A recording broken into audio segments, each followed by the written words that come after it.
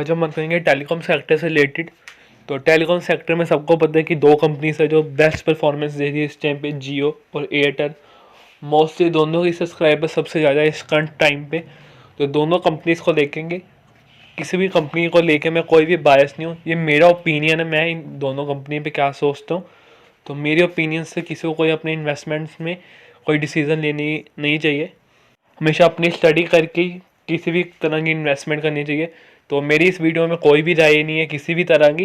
तो कुछ भी करने से पहले अपने फाइनेंशियल एडवाइजर की एडवाइस जरूर लेनी है और अपने डिसीजन को ही देखना, और किसी की बात, मैं सिर्फ अपना ओपिनियन दे रहा हूँ इस वीडियो में। तो चलते हैं, कंटिन्यू करते हैं। तो सबसे पहले हम देखेंगे एयरटेल का चार्ट इस टाइम पे। तो ये हम आ गया भारतीय एयरटेल का चार्ट।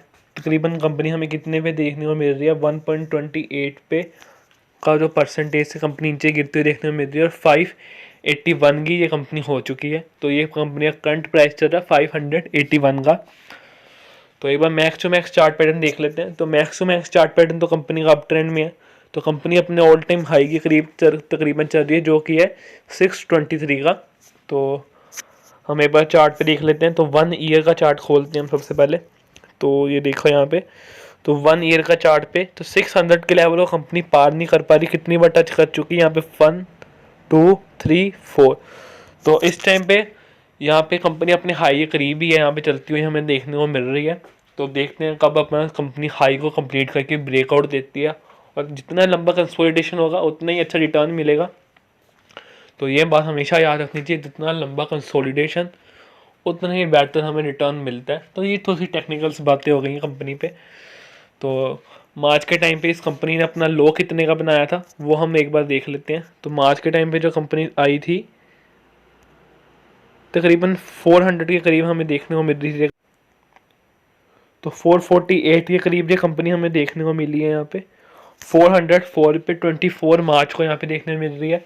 तो मार्च के टाइम हम क्यों कंसिडर कर रहे हैं, क्योंकि कोविड आया था जब, तो मार्च में कंपनी, हर एक कंपनी ने और स्टॉक मार्केट में इंडिविजुअली भी सबसे अपना लो हिट किया था यहाँ पे।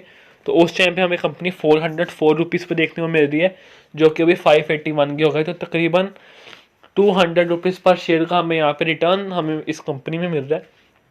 तो टेलीकॉम सेक्टर है, हर कोई, इसके सबसे अच्छी बात क्या होती है टेलीकॉम सेक्टर की, कि इसके अंदर हर कोई कंपनी आ नहीं सकती, क्योंकि बड़ा कैपिटल इंटेंसिव बिजनेस है। सब सेक्टर में हमें गवर्नमेंट से ख़रीदने पड़ते हैं और तारे बिछानी पड़ती है और सब कितना कुछ करना पड़ता है। तो ये 1 या 2 दिन का प्रोसेस नहीं होता कि कोई भी आके अपना बिजनेस खड़ा कर ले। इसमें काफ़ी सारा कैपिटल लगता है, बहुत ही सारे पैसे लगते हैं, इतना टाइम लगता है और टावर्स लगवाने पड़ते हैं, तब जाके ये कुछ बिजनेस हमारा खड़ा होता है। तो कंपटीशन के हिसाब से तो कंपनी बहुत अच्छी है यहाँ पे। जो सेक्टर है इंडिविजुअली काफ़ी अच्छा है। तो पहले इसका सेक्टर में बहुत सारी कंपनी थी, बट 2015 सबको पता है कि जियो मार्केट में लॉन्च हुआ था, और क्या हुआ था, हर एक कंपनी ने अपने आप को बैकआउट किया और काफ़ी सारी कंपनी क्लोज भी हो गई उसके चक्कर में। तो मेजरली 3 कंपनीज हमें देखने को यहाँ पे मिलती हैं, जियो, एयरटेल और उसके बाद वोडाफोन। तो ये तीनों लाइन में भी ऐसी हमें देखने को मिलती है। सबसे पहले आती है जियो, फिर एयरटेल, उसके बाद वोडाफोन। तो लास्ट 3 to 4 मंथ्स में क्या हो रहा है, जो जियो है उसके सब्सक्राइबर्स एकदम स्टैटिक ही चल रहे हैं, बट जो एयरटेल है वो जियो से ज़्यादा सब्सक्राइबर्स को गेन करता जा रहा है। तो ये सबसे अच्छी बात है यहाँ पे हमें देखने को मिल रही है थोड़ी सी। और साथ ही साथ जितने पैसे जो पर यूज़र जो एयरटेल पैसे कमाता है, वो भी यहाँ पे हमें ग्रोथ में हमें देखने को मिल रहा है इस कंपनी के अंदर। और भी बहुत सारी बातें हैं जो एयरटेल में मेरे को पर्सनली अच्छी लगती है। तो अगर हमने एयरटेल में इन्वेस्ट करना है तो हम डायरेक्टली उसका स्टॉक यहाँ पे आके परचेज कर सकते हैं स्टॉक मार्केट में। बट जो जियो है वो अभी तक मार्केट में लिस्ट नहीं है, क्योंकि बातें तो पिछले साल आ रही थी कि मार्केट में ये कंपनी लिस्ट होगी, बट अभी तक कोई आसार नहीं दिख रहे हैं मार्केट में इस कंपनी को आने के। तो जियो जब तक मार्केट में आएगा उसमें डायरेक्टली इन्वेस्ट तो नहीं कर सकते, बट हम इन्वेस्ट कर सकते हैं रिलायंस के थ्रू।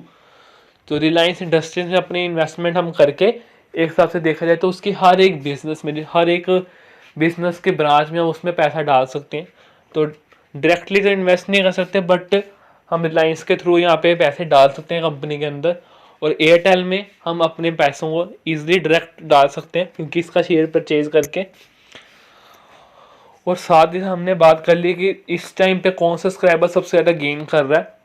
तो सब्सक्राइबर चाहे कोई भी गेन करे, हमें सबसे ज़रूरी बात कौन सी देखनी चाहिए कि जो इनके अभी सब्सक्राइबर्स हैं उनमें से जो सब्सक्राइबर्स करंटली अवेलेबल हैं उनमें से कौन से जो पैसे दे भी रहे हैं और जो हैं बट वो पैसे नहीं दे रहे, अपना फ़ोन रिचार्ज नहीं करा रहे, या क्योंकि रिचार्ज से पैसे कमाते हैं बेसिकली देखा जाए तो, और वो लोग करवा भी रहे हैं कि नहीं करवा रहे और कितने परसेंट है जो नहीं करवा ले। तो अब एक बार हम वो चार्ट भी देख लेते हैं। तो ये हम लेटेस्ट डाटा पे आ गए हैं यहाँ पे। तो देख लेते हैं यहाँ पे कितने सब्सक्राइबर्स इनके करंटली हैं, एक्टिव हैं, और कितने नॉन एक्टिव हैं। तो यहाँ पे सबसे ऊपर पहले बात चल रही है भारती एयरटेल की, जिसकी कंपनी के हिसाब से हैं 97.1% के जो सब्सक्राइबर्स हैं इनके, मतलब अगर 100 से हम रेशो में देखा जाए तो इनके 97% जो सब्सक्राइबर्स हैं वो एक्टिव हैं। सिर्फ 97.1 जो सब्सक्राइबर्स हैं वो अभी भी इनको हर मंथली या ईयरली बेसिस पे जो इनके प्लान है उस हिसाब से उनको पैसे आ रहे हैं। ठीक है, सिर्फ 2.9% जो सब्सक्राइबर्स हैं वहाँ से इनको पैसे नहीं आ रहे। और आगे हम चलते हैं, सब उसके आगे आ गए हम वोडाफोन आइडिया की तरफ। तो वोडाफोन आइडिया की तरफ सिर्फ 90% है जो एक्टिव सब्सक्राइबर्स हैं, और सिर्फ 10% है जो कि एक्टिव नहीं है। तो यहाँ पे देखा जाए तो वोडाफोन आ गया सेकंड नंबर पे। और चलते हैं जियो के ऊपर। जियो के अंदर सिर्फ 80%, मतलब 20% इनके सब्सक्राइबर्स हैं, वहाँ से इनको पैसा आ ही नहीं रहा, वो अनएक्टिव है। कभी उनका मन करे तो रिचार्ज कराते हैं, तो कभी कराएं तो कभी नहीं कराएं। तो ये उनका यहाँ पे मतलब है, यहाँ पे कहने का मतलब बनता है। तो सबसे ज़्यादा किसके एक्टिव यहाँ पे हमें देखने को मिल रहा है, भारतीय एयरटेल को। और स्टॉक प्राइस के हिसाब से भी देखा जाए तो हम वोडाफोन आइडिया में भी पैसे लगा सकते हैं, बट वो एक पेनी स्टॉक है, कंपनी पे डेट इतना, और लगातार वो कंपनी जो है सब्सक्राइबर्स को लूज कर रही है ना कि गेन कर रही है। तो इस कंपनी हमने भारतीय एयरटेल और जियो इन दोनों की बात ही क्यों की है, क्योंकि इन दोनों में ही कॉम्पिटिशन है। तो कभी एक गेन करता है तो कभी सेकंड करता है, मतलब मार्केट में जो प्लेयर्स हैं वो यही दो रह गए हैं। क्योंकि वोडाफोन जो आइडिया वो लूज ही कर रहा है लगातार अपने सब्सक्राइबर्स को, वो कोई नए सब्सक्राइबर्स को गेन नहीं कर पा रहा है, और जो उनके पास हैं वो भी बार बार नीचे गिर रहे हैं, और इतना उनके पास रेट भी नहीं है अच्छा कि वो मार्केट में कम्पीट भी कर पाए, क्योंकि डेट है कंपनी के ऊपर काफ़ी ज़्यादा। तो अभी तक कंपनी प्रॉफिट में नहीं आई, तो वो डेट को कैसे है, सामने वोडाफोन आइडिया के ऊपर डेट है कि वो रीपे नहीं कर पाए क्योंकि कंपनी लॉस में चल रही है। और एंड अदर साइड देखा जाए तो ये जो जियो है वो कंपनी प्रॉफिट कमा रही है, और जो एयरटेल है वो पिछले 2 क्वार्टर से कंपनी प्रॉफिट में आ गई, उसके प्रॉफिट आने शुरू हो गए हैं, जो कि पीछे काफ़ी सारे टाइम से तकरीबन 5 से 6 सालों से जो कंपनी लॉस ही रिपोर्ट कर रही थी, तो प्रॉफिट में आने शुरू हो गई है, कस्टमर बेस बढ़ रहा है। तो आने वाले टाइम में ये 2 कंपनी ही रह जाएंगी। तो जियो में इन्वेस्ट नहीं कर सकते तो एयरटेल के पास बहुत अच्छा मौका है हमारे पास इन्वेस्ट करने का। मे भी ऐसे मौके को छोड़ना ही चाहिए, क्योंकि जो बिज़नेस है, ये जो इन सेक्टर है, इसमें पैसा बहुत चाहिए, इतनी जल्दी गेन नहीं कर पाते, और इतने ह्यूज प्लेयर्स पड़े जिनके पास कम्पीट करना बहुत ही मुश्किल है। जैसे सबको पता है जियो ने कैसे कितनी मुश्किल से आके, तो वह जियो इतनी जल्दी मार्केट में आके सब्सक्राइबर गेन नहीं कर सकता था। तो उन्होंने भी बहुत सारे पैसे लगाए, 3 से 4 लाख करोड़ रुपया लगाया कंपनी ने, इन्वेस्ट किया स्टार्टिंग में। और ये कंपनी ने सिर्फ 3 से 4 साल में नहीं किया, 2001 से कंपनी की प्लानिंग्स और कंस्ट्रक्शन चल रही है इस सेक्टर में आने के लिए, टेलीकॉम सेक्टर में आने के लिए। ये कोई 2-3 साल का प्लान नहीं है, 2001 से ये इन्होंने काम करना शुरू कर दिया था, तो 15-16 साल लग गए इस सेक्टर में आने के लिए। तो उसके बाद अगर हार जाते तो वो लूज़ होना था। तो स्ट्रैटेजी सबको पता है कि जियो ने क्या अपनाई इस मार्केट में आने के लिए, तो आज हम उसकी बात नहीं करते इतना कि जियो ने क्या किया। तो सेकंड नंबर पे आती है एयरटेल, जैसे हमने बात की सब्सक्राइबर्स में, और ये गेन भी कर रही है। चाहे वो सेकंड पे हमेशा वो फर्स्ट नंबर पे रहे, सेकंड पे रहे, बट हमें कंपनी में ग्रोथ देखनी चाहिए। जो एयरटेल है इसके अंदर ग्रोथ हमें देखने को मिल रही है, 5G में कंपनी आ रही है। वोडाफोन आइडिया में भी मेरे हिसाब से अभी तक उनके पास मेरे हिसाब से कोई न्यूज़ नहीं है कि वो 5G लॉन्च करेगी कि नहीं करेगी, क्योंकि जो 5G का स्पेक्ट्रम है वो बहुत ही कॉस्टली यहाँ पे हमें देखने को मिल रहा है मार्केट में। तो ये भी एक पॉइंट है। बट साथ में उस कंपनी पे डेट बहुत ही ज़्यादा डेट है साथ में, और कंपनी प्रॉफिट भी नहीं कमा पा रही। तो मेरे हिसाब से वोडाफोन आइडिया 5G में नहीं आएगी। अगर वो 5G में नहीं आती तो आने वाले टाइम में वो सब्सक्राइबर्स को और तेज़ी से लूज़ करेगी। बट एयरटेल ने कह दिया कि हम 5G लेके आएंगे, और सबको पता है जियो ने भी कहा है हम अपना 5G लेके आएंगे, और स्क्रैच से बिल्ड कर एकदम स्क्रैच से बिल्ड किया जियो ने अपना 5G।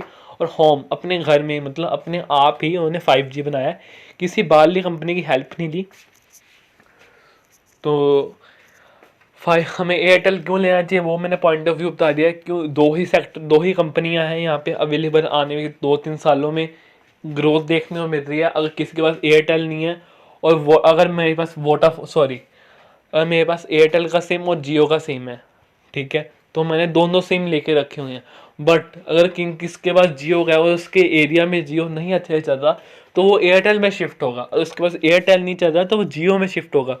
तो दो ही कंपनियां हैं। तो डायरेक्टली हम जियो में इन्वेस्ट कर सकते, बट रिलायंस के थ्रू तो इन्वेस्ट कर सकते हैं, तो वहाँ पे हम इन्वेस्ट करेंगे। और जो एयरटेल है वो भी हमारे पास जरूर होना चाहिए। अगर दो कंपनी है तो मेरे हिसाब से दोनों ही होने चाहिए। कभी एक ऊपर रहेगी तो कभी दूसरी ऊपर रहेगी, जो उनसे भी ऊपर जाएगी हमें वहाँ से प्रॉफिट आएगा। फिर उसको कम्पीट करने के लिए अगली कंपनी ऊपर जाएगी, हमें फिर से वहाँ से पैसे मिलेंगे। हमें क्या है, हमें बस दोनों, अगर हमने 100 रुपये इस कंपनी में लगाना था तो मैं 50-50 दोनों कंपनीज में लगा दूंगा, कि चाहे जोन से मर्जी फर्स्ट नंबर पे रहे सेकंड पे नंबर पे रहे, क्योंकि इंडिया के अंदर सेकंड नंबर पे सबसे ज़्यादा पॉपुलेशन है। बट और टेलीकॉम सबसे ज़्यादा ज़रूरी है साथ में कन्वे करने के लिए, हमने किसी से बातें करनी, कन्वर्सेशन करनी है। तो आज के टाइम में मोबाइल फ़ोन सबके पास ही हैं। तो मोबाइल फ़ोन पास हैं तो वो चलेंगे कैसे, अगर इंटरनेट या नेटवर्क होंगे हमारे फ़ोन में, तो नेटवर्क तो ही दो कंपनी देंगी ना। तो थोड़ा हमें डीपली सोचना चाहिए इन दोनों कंपनी में इन्वेस्ट करने से पहले। साथ में एयरटेल है वो काफ़ी अच्छे इनिशिएटिव्स ले रही है, और ये बात नहीं है कि जियो नहीं ले रहा, दोनों एक दूसरे से अच्छे टक्कर से कम्पीट कर रहे हैं कि कौन सा आगे रहेगा तो और कौन पीछे रहेगा। तो इन दोनों को कम्पीट करने दो, हमें बस दोनों कंपनीज में इन्वेस्ट करना और अच्छे से अच्छे रिटर्न कमाने हैं। तो ये थी मेरी एनालिसिस इस कंपनी के ऊपर। तो इसमें हमने कोई यार टेक्निकल्स और डेट डोट देखा नहीं है, क्योंकि जियो जो है उसका डेट हम देख नहीं सकते, तो हमें पूरा ग्रुप ऑफ कंपनी का, पूरा रिलायंस ग्रुप का डेट, जिसके अंदर बहुत सारे और भी बिजनेस आते हैं। बट एयरटेल की डेट है, ये सबको पता है, काफ़ी अच्छा और काफ़ी बड़ा डेट है। बट कंपनी प्रॉफिट में है, हमें चलनी शुरू हो गई है, आ नहीं रही, अब शुरू हुई है कंपनी प्रॉफिट में। तो ये थी मेरी एनालिसिस कंपनी के ऊपर। अपने इन दोनों कंपनीज के बारे में किसी भी तरह का इन्वेस्ट करने से पहले अपने फाइनेंशियल एडवाइजर की एडवाइस जरूर लेनी है। So thank you for watching this video, good bye.